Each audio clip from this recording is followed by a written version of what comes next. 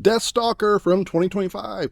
The Deathstalker is reborn for the 21st century with a retro flavor. Theme song. Cartoons Reviews! Cartoons Reviews!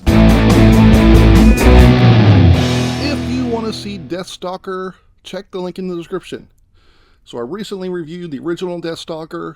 If I remember, I'll put a thing up here. So I thought it'd be good to review the new one. I'll say that this is only a continuation, remake, reboot in name only. There's not anything to do with the original, and I haven't seen the Deathstalker sequels, but so it's really not connected to those at all. This one kind of gives this backstory, which reminded me a lot more of Dragon Age games or something, but it doesn't matter. The film does take a lot of inspiration from Army of Darkness, among other movies. So particularly Army of Darkness, the bad guys are called Dreadites with an R instead of Deadites. And the main sort of villain is Necromemnon instead of, the H.P. Lovecraft's Necronomicon. The monsters are mostly practical. I think there was one scene that's definitely CGI. They are very silly looking. There's a two-headed monster for no reason and some stop-motion creature, which reminded me of the original Clash of the Titans. And so in that way, it also borrows from Ray Harryhausen. There's also a scene that's straight out of the Fellowship of the Rings movie. And probably other things that I'm forgetting right now. The backstory is that Deathstalker fought in this battle, and he's the only survivor, so he's kind of given up his name. And now he lives by pillaging and looting bodies of people that died during battles. So he goes into the battlefield and loots stuff.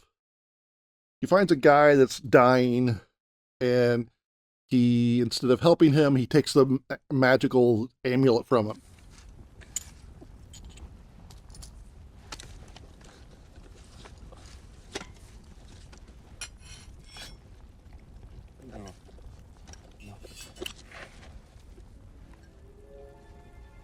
Turns out the amulet is magic, and he tries to throw it away, Good riddance. but it keeps coming back.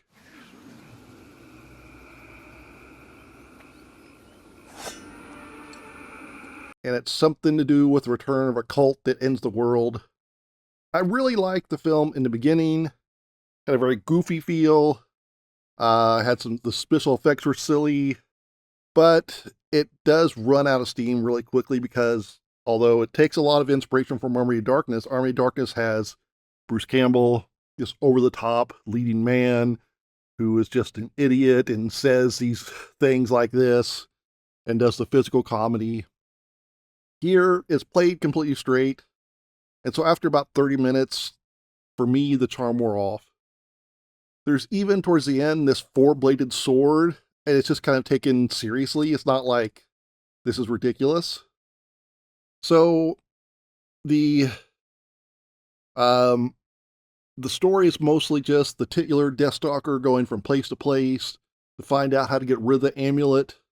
I will say the creature designs are pretty cool. Early on, there's this witch that I couldn't really tell because it's kind of dark. At first I was like, is that a book with padlocks on it, or is it a box?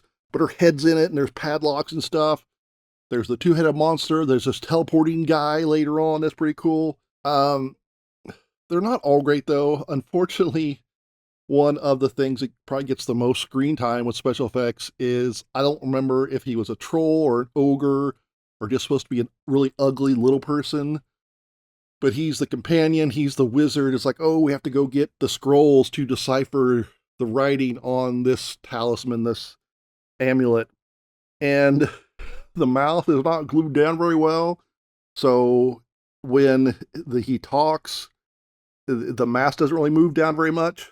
Possible. The sect of Cytor was wiped out eons ago.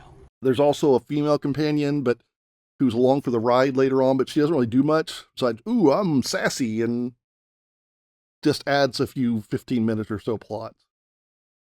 So the question is it worth watching? I mean, it's not horrible. It's not great. I'm going to give Deathstalker 2 thumbs up. A decent remake, and better than Red Sonja, but still pretty bland. And if you like bland, no, yeah, I hope I'm not bland.